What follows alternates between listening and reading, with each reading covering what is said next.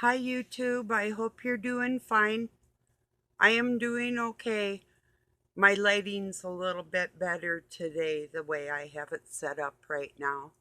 So I had my bed in the middle of the room, and I felt like I was flailing even when I was trying to sleep, like, like out in the middle of nowhere. So I have things straightened around a little better. So, um, yeah, my desk set back up, and so yeah, a little bit, like I say, a little at a time, because moving everything, and I've got to still move my wardrobe and the rug and clean everything and put it back. But yeah, so been having fun, enjoying every time I get someplace like organized. See, because when I got really sick, and then my kids moved in and out. They took one room, moved it into another, and back and forth, and it was crazy. All my belongings got so mixed up. Um, it isn't even that I have a touch of OCD, it's that to actually be organized, um, it's kind of a refreshing thing, is what I'm trying to say. If you're ever sad, start cleaning. It will take your mind off of everything. That's my advice. And if you can't move because you've worked too hard, well, there's always good videos to listen to, or music, or I'm listening right now to a leak project. There's Tess Clark on there. She's really good with, well, right now, today, she's talking about, or it's from 2 hours ago, Rh negative royal blood, Archon's genealogy, House of Dragon, over on Rex Bears. So, yeah, I found out I am the rarest blood type, is AB negative. We're less than 5% on the planet. Maybe that's significant to somebody. I don't know. Have no clue, you know. So, cheers.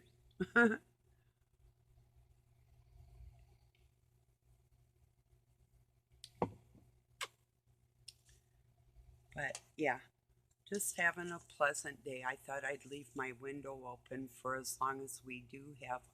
Let's see. Well, mostly clouds. You can see in the background there, there's a line of light. It would be spectacular right now. In between, well, 5 and 6 is incredible, and right now it's 5:05. And if the sun was out there, it would just be phenomenal. So, but we have snow coming in, maybe another inch. Earlier, I was out, I was going to push the truck because it was stuck, but Doug just went and got the tractor. It is so slippery out there because it was 40 degrees and everything was melting, and so every and then his tire got low.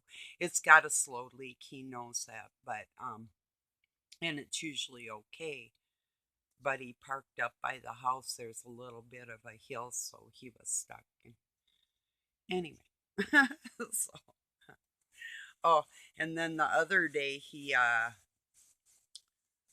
don't know how it happened actually, but he ended up smashing the quarter panel on his truck and broke the tail light, and a limb from the storm, is what it was, had went up underneath the truck and ripped the tail light wires off, four of them.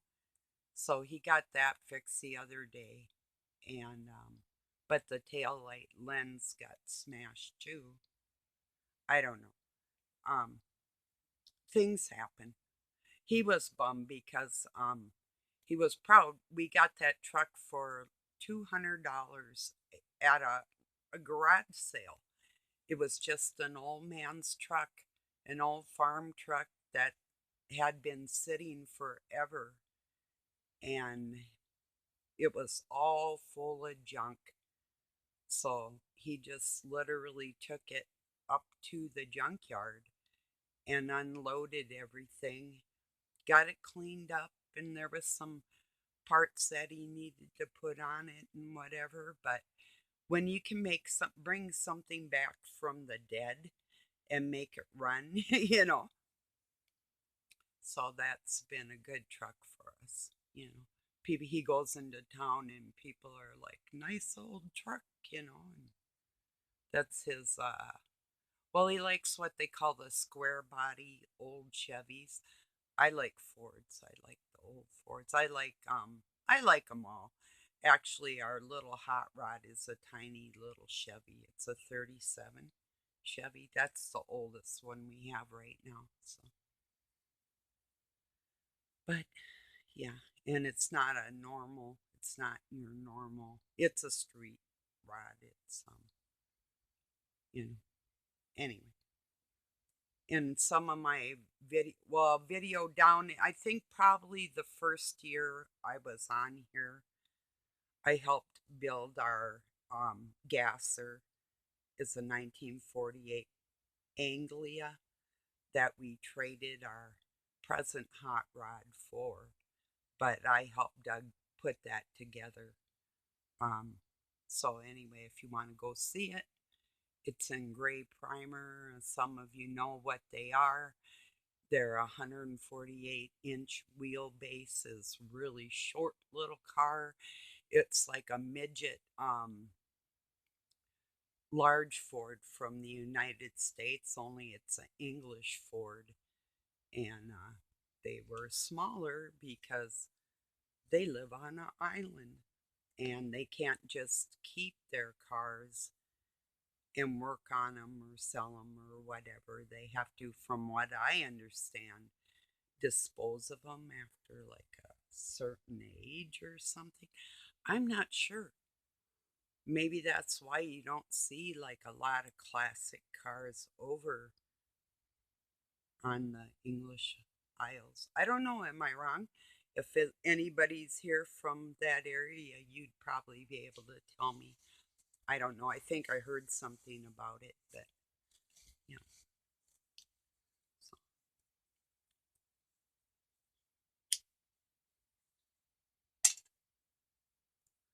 yeah, before we got it painted into primer, I had ground it down to bare metal and just prepped it, got it taped up and papered and taped and ready to shoot right before we were going to go down to this event that we belong to Minnesota Street Rod Association, MSRA, and we have an event called Back to the 50s, which is pretty cool. And the only cars that can be in there have to be older than 1964, which of a lot of us are like, yeah, in the 50s, but it should be like, you know, the 50s and 60s should be the cutoff. But pre 60, you know, but they give people leeway for a few years in case they find a really cool car in that era. Like they would have to leave out like a Plymouth Fury, 1964 Plymouth Fury with the big old fins like Christine from that movie and book um, by Stephen King. So they would have to leave out a lot of really, really cool cars if they did that. So that's most likely why they did it, you know. But it's fun. We got down there when uh, Doug fell asleep, and I just started filming all the cars and things that were going by.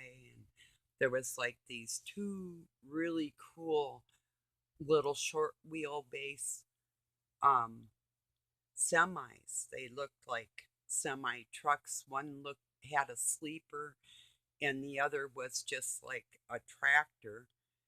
and they both were a teal blue kind of metallic with white walls and the pipes coming out, and it was like his and her mini semi trucks.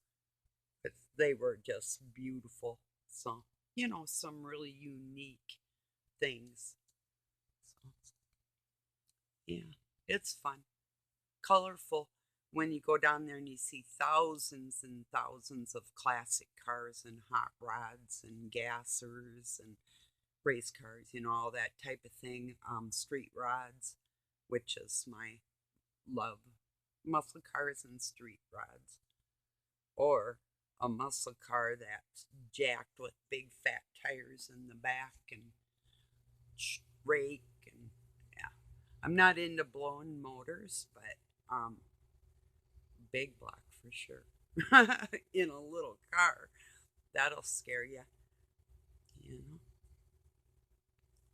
that's really all you need if you want it. Like when you're driving, if you can take something down the interstate and pass when you need to pass or whatever, and it's a comfortable ride, but it's got some get up and go when you want it to. That's the cool thing. Not out there just being a squirrel, but yeah, to see what your car's got. But that we go to a raceway, we can do that and even time our cars out at the quarter or a half mile or mile runs. So um, it's called Brainerd International Raceways. Our group rents out that raceway. Now I'm just like talking cars. Sorry, people, if you're not interested. I'll get on another subject here, but yeah, our group rents out a racetrack for the whole weekend. Well, actually, it's like 4 days, and people camp out if they don't live close enough. Or one time we went up one day and then we went up another day because I had forgot my spoon and my bowl. I didn't care so much about it. Really didn't even care about it. We just basically wanted to go back up there because it's fun. I've got on my Facebook some of the races that were taking place there. I haven't been there for it's been about probably 8 years now because a car almost crashed up there, and it's like, yeah, I'm not really into that. It made me sick. It was hot out, and then when that happened, this guy in his Corvette was a 58 metallic blue Corvette, just beautiful. Not a Shelby, but just the notchback, and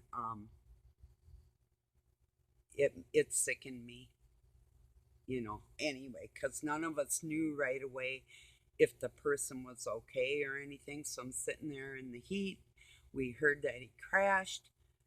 If we couldn't see it, which we saw something bad had to happen, and then we didn't know if he was okay for like about a half hour, and it was just horrible.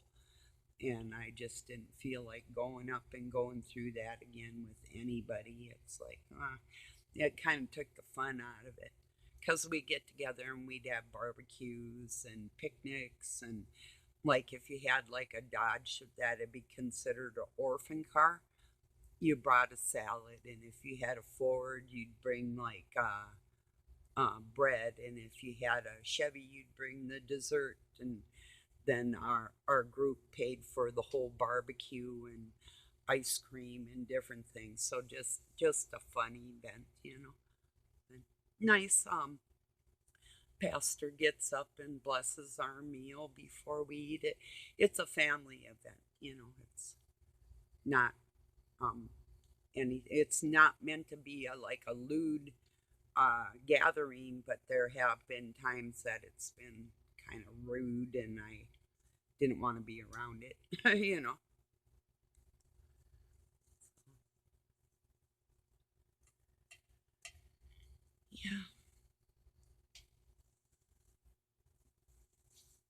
but anyway, I think more women like cars nowadays than back in, you know, well, I don't know.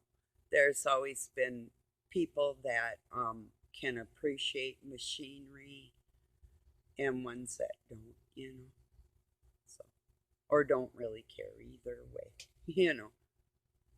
as long as it runs and you can get in there. And I'm kind of like that too. If I need a vehicle, I'm really not going to worry about what it looks like.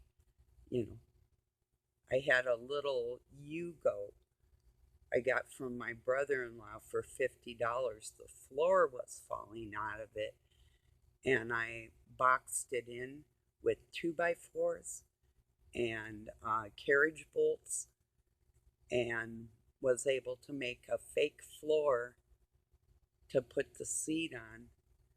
And then he wanted to buy it back from me, and I'm like, yeah, when I'm done with it, I'll find something better and then you can have it back. But it was the gas mileage we loved because we were doing houses down in this one housing development, drywall down there. And just to be able to drive there without all the gas money across the cities to where this place was a good thing for me because my kids were little and I liked the extra money. So, yeah. But the only bad thing about it is I couldn't get the seat from falling backwards because that had broken an accident. So I had a 5-gallon bucket that I had my drywall hand tools in there, my tool belt and hammer and whatever, tape measure and cut knife, keyhole cutter, saw, that type of stuff. And it was all in this bucket. And I would put the bucket behind the driver's seat, was the only one that was bad. And it would rest against the back seat. And then I decided not to seat belt myself in just in case. It was sort of like Flintstone-y. You could definitely, I put carpet and rubber mats over it. And like I said, and with the wood, and it was all bolted in. The seat was bolted down, but the back just kept falling back. So I put my work bucket right behind the seat, and that held it up. I'd go in and go to work and come back out and put it back there. I didn't take my kids in that car, but it was good for work. My $50 car. I bought another car that was really cheap and like that, only it was not like that. It was incredible. It was a Chrysler station wagon that I, like a 75 or so, that I drove forever. That was such a good car. This car, I was on a straightaway towards a mountain and I wanted to see what it could do. And I got up to 135 and that mountain was coming at me really close. And it was like, whoa, I got a little scared because I heard that it had a little more. It's like this one, it was a Spree, I think it was a Pontiac. Well, whatever motor it was like a SHO motor, if you know what they are. And I was driving this thing home for the first time and wanted to see what it would do, and it did something similar like that. So small cars with power. So I've had a lot of big cars with power too, but yeah, like I had a Ford '68 Ford Fairlane and one other Gran Torino, a '68 or '69. That was a badass car. I've had some really pretty nice. The last Mustang we had was a 50. We've had a couple of them, and that one was a convertible Mustang. Let's see. Had a few Mustangs, had a couple Corvettes, a lot of nice cars in my life. So now all I want is a Jeep. I just want a Jeep Wrangler like I had. It was traded off in a deal, and I should have just said no, because I missed it after it was gone. I had the soft top and the hard top. I had big winter tires or mud diggers, and then I had street tread for it. Two different sets. It's like I should not let that go. Another time. So I had a 45 Willys Jeep too, a Army Jeep. And then a friend of mine had a 58, and I tried to get that from him for so long, and they ended up selling it. Well, they trashed it. They drove it into the river, which you can do if you're on a sandbar, but they did really they trashed the motor on it, and so anyway. But yeah, I wanted that. That was nice. It was black. Another friend of mine had a black Wrangler, and or could yeah, it was a Wrangler, and it was a 79, 78 or a 79. And I was out in Montana, way up in the mountains, almost by Canada, and Idaho gets really mountainous up there, and drove that thing to the top of a mountain, just about like 90 degrees at one point. It was like, ooh, I'm gonna have to start going sideways here, but I didn't.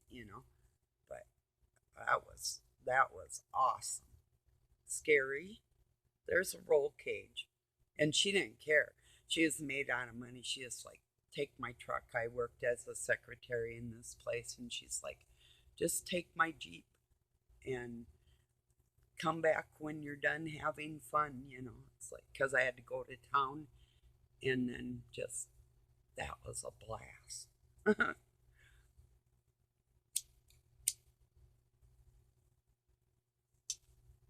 Still talking about cars. Wow. Anyway.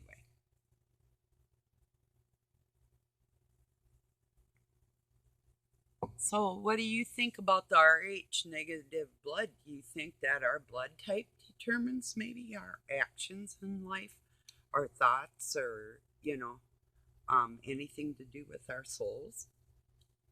I don't know. Just some questions. By the way, I got it. Hi. I hope things are going great for you this year, this coming year. I hope you have a wonderful year, you and your close ones. Thank you so much for even opposing what I was trying to say. Could care less. I'm glad that you can show people that's how adults do things. And we've been doing that for many years anyway. So I appreciate you piping in and showing your love in that respect. Thank you. Thank you. Appreciate it. Been a long time, yes. You know. So, for people that see my soul and don't pretend they don't, you're so appreciated. I mean, I tell people who I live with, I tell people that the leading gang stalker in the United States, the head Luciferian, is writing in a book of gematria where I wrote, and he knows I'm in there, and he knows exactly what part I play in the scenario of information, and he's keeping it, he's holding it back. As a matter of fact, he was made to do this. They literally named his name to correlate with all my numbers in there, every single one of them. And he's pretending to be me in that aspect when he's speaking to people in that book. That sucks. But there's other people that have correlating numbers and similar numbers that, now this is going to sound rough, but just bear with me, that sound demonic, but they're not. These are the people that are made to be warriors against the forces of evil in these times. whether or not that person that I'm talking about that does come against me continually, whether he wants to admit it or not, because by denying the truth, and he could be helping me out here, help you, and we could be working together as a team, but he isn't going to do that because he's trying to take the place of Christ. And he thinks I don't know. I'm the only one that he's trying to fool with his stupid videos. And I don't even listen to him. The only time I ever hear what he has to say is when I'm shown by somebody else, the other person he's attacking, because he knows that we can figure this stuff out for people, and they don't want us to do that. They would lose their control. They are losing their control. So yeah. But yeah, the forces of evil work through people. Depends on how susceptible those people are to that evil and what they actually believe in their hearts. If they're willing to search that deep, if they're that shallow. Oh well, take you to the river, drop you in the water. Oh well.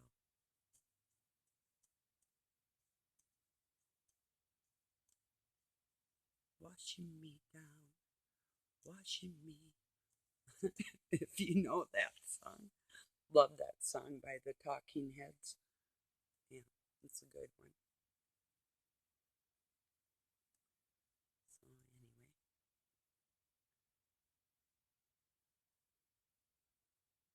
well, I think I am going to have pizza tonight, but I'm going to have to control myself on my sweets. I didn't last night either. I had chocolate, and I have to do my exercises yet today. I thought, do I do them first and get on here, or do I wait? And I'll tell you why. Some of you might know, and I noticed this with Sean Baker, MD, too. After he's exercised and he's done a video and his adrenaline is up, if anything's irritating him, it's like even like worse, you know. Um, Adrenaline is something else. So I thought I'd keep it at a bare minimum because I'm kind of like all over the place as it is. And that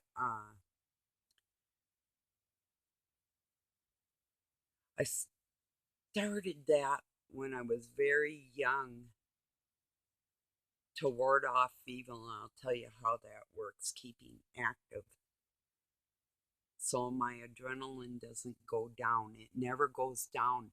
I can't be shocked like a rabbit. My heart's not going to stop from the extra force that that evil tries to push at me because I'm always there. You know, you know, if you see what I mean. And but with a happy, mellow spot of peace. Well, see, that happy, mellow spot might kind of go if I exercise first and then get on here and start trying to talk. That's what I'm trying to say. It's like if I'm always froggy, like if you feel froggy leap, um,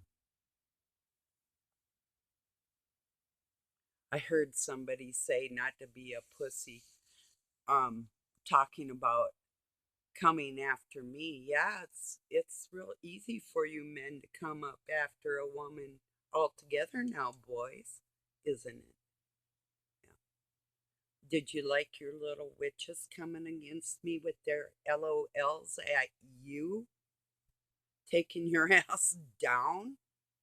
Do you enjoy people playing games and live streams and letting the dark force in on you?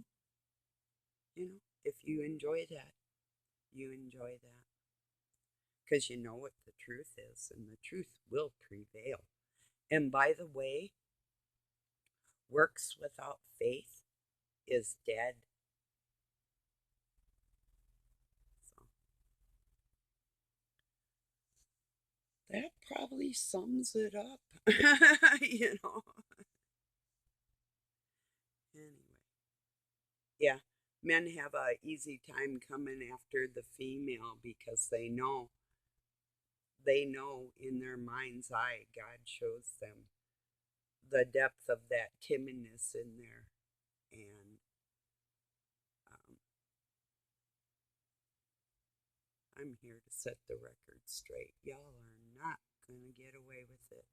And I am going to prove my love for the world by example, good or bad, words that you think should have been left unsaid, words that I said that needed to be said. So that's the way that is. Think there was something else, but if there was, I'll either leave it in the comments or leave it here for now. And I appreciate you joining me, but what I'm saying is true. I am attacked by dark forces, and I was looking for friends. I was looking for help, and the ones that actually are in the same situation as me are the ones that are actually stepping up to the plate. Just like when you're going through hell, some of you know I'm the one that's there for you too, like that. So we recognize each other. So thank you again for being here. Have a really good night or day wherever you're at. Peace and love from Pine City, Minnesota, USA.